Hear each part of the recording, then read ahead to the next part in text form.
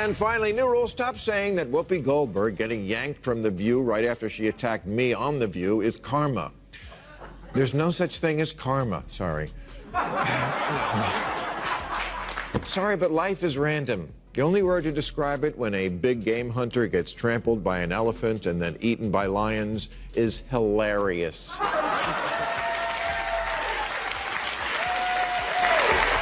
They're disgusting. She's Anna Navarro in your wildest imagination. You could never solo host a show. You will only ever make it as part of an ensemble, and you could never hope to achieve the success that Tucker Carlson has. So you can sit in your little cheap seats all day long and enjoy your little negative henpecking, but your careers are going nowhere, and Tucker is about to dominate in whatever space. It's called The View? It's called The View. It's not called The Facts. Yeah, but isn't it interesting that it's called, I mean, I don't think they meant this when Barbara Walters invented it a long time ago, but it's The View. Well, that's the problem in America. There is one view, right, and one that's clearly true opinion, and everybody else can go sit in the corner.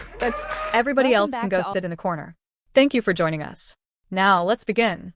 It all started with Whoopi Goldberg taking a shot at Bill Maher on The View. A quick jab during a segment, probably expecting no response. But what came next? I want to talk about what we go over. I want to talk about Whoopi Goldberg because I got so many texts this week because she attacked me the week before. Sure. So everybody was like, oh, Bill, I get you're enjoying the karma. First of all, I'm going to talk about this at the end of my show next week, teaser. But there is no thing as karma, okay? Get over that. Whoopi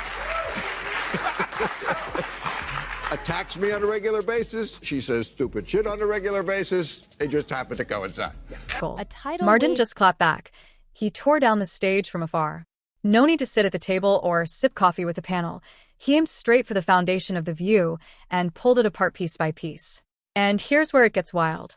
Right after Whoopi's comments aired, she was suddenly pulled from the show. Social media lit up like a Christmas tree, screaming karma. But Maher didn't buy it. He went on air and said flat out, there's no such thing as karma. According to him, life is random, unfair, and sometimes hilarious, like a big game hunter getting trampled by an elephant and then eaten by lions. That's not divine justice. It's absurd comedy. Maher wasn't looking for revenge. He was laughing at the idea that the universe had stepped into balance some cosmic scale.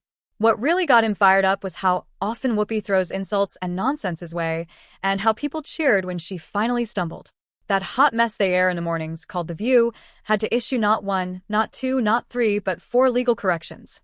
For legal notes, we only have 3 of them on camera, but look at this. He finally stumbled. That hot mess that they air in the mornings, called The View, had to issue not 1, not 2, not 3, but 4 corrections, legal corrections. 4 legal notes. We only have 3 of them on camera, but look at this. I have another legal note. Oh, my God. Both Trump and Pam Bondi have denied allegations of a quid pro quo. I have a legal note. Not to mention what they did at that debate, where once again, they tried to fact check only one side, and then when their fact checks got fact checked, they cowered. They cowered in fear. I mean, this is a pattern with them.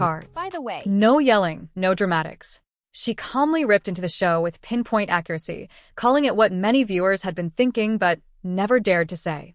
An overproduced echo chamber pretending to be a talk show. Kelly didn't just criticize their opinions. She tore down the entire format. According to her, the hosts weren't debating anything. They were playing a scripted game of synchronized outrage. I mentioned this karma stuff on the show last week because I was relating how many texts and emails I got from people congratulating me on receiving karma from the universe in the form of Whoopi Goldberg's chastisement. So I thought this would be a good time for a little tutorial on karma, which, as Americans understand it, is nothing more than an extension of the common logical fallacy called post hoc ergo propter hoc. One person speaks, the rest nod in blind agreement. Any guest who tries to bring a new perspective, shut down instantly. I mentioned this karma stuff on the show last week because I was relating how many texts and emails I got from people congratulating me on receiving a karmagram from the universe in the form of Whoopi Goldberg's chastisement. So I thought this would be a good time for a little tutorial on karma, which, as Americans understand it, is nothing more than an extension of the common logical fallacy called post hoc ergo propter hoc. The Views episodes combined. Donald Trump will be sworn in as the 47th President of the United States, yay, on January 20th of this month. Not everyone's happy about it, and many people would like us to be more focused on the insurrection that he personally unleashed. If you ask them, as we discussed earlier, they think it's as bad as, like, the Holocaust. And you don't have to take my word for it. Here's Sunny Hostin. January 6th was an atrocity, one of the worst moments in American history. When you think about the worst moments in American history, like World War II, the Holocaust, child slavery, January 6th is right up there next to the Holocaust and slavery. Now things really start to heat up. Megyn Kelly didn't just throw shade, she dragged the entire table. She said The View was the kind of place where logic goes to die, and Donald Trump will be sworn in as the 47th President of the United States, yay, on January 20th of this month. Not everyone's happy about it, and many people would like us to be more focused on the insurrection that he personally unleashed. If you ask them, as we discussed earlier, they think it's as bad as, like, the Holocaust, and you don't have to take my word for it. Here is Sunny Hostin of The View. January 6th was an atrocity. It was one of the worst moments in American history.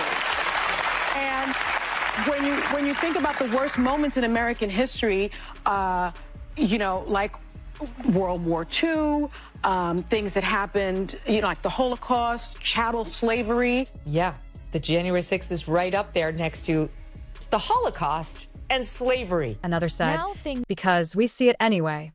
I'm not going to defend Donald Trump, ever, but I would never say we should put the swastika on the cap.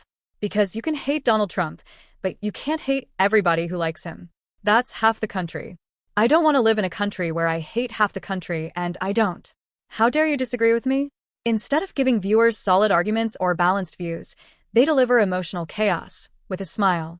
Like a group therapy session for politically confused celebrities. Kelly described each host with surgical precision. Joy Behar, still bitter that her boyfriend broke up with her in the 80s. Sunny Hostin, acting like having a law degree makes her morally untouchable.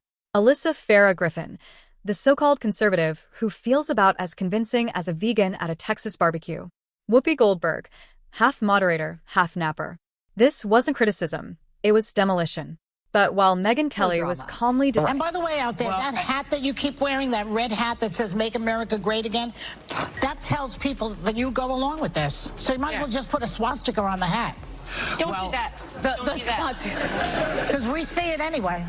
I'm not going to defend Donald Trump ever, but I would never say that we should put the swastika on the cap, because I think you can hate Donald Trump. You can't hate everybody who likes him. It's half the country.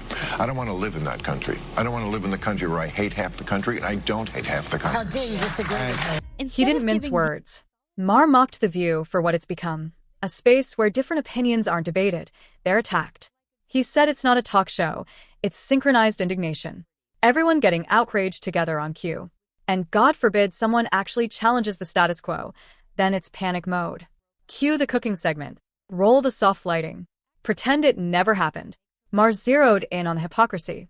Whoopi Goldberg was angry when Alyssa Farah pointed out that Trump went to the funeral of Officer Diller on Long Island, while Joe Biden went to a podcast.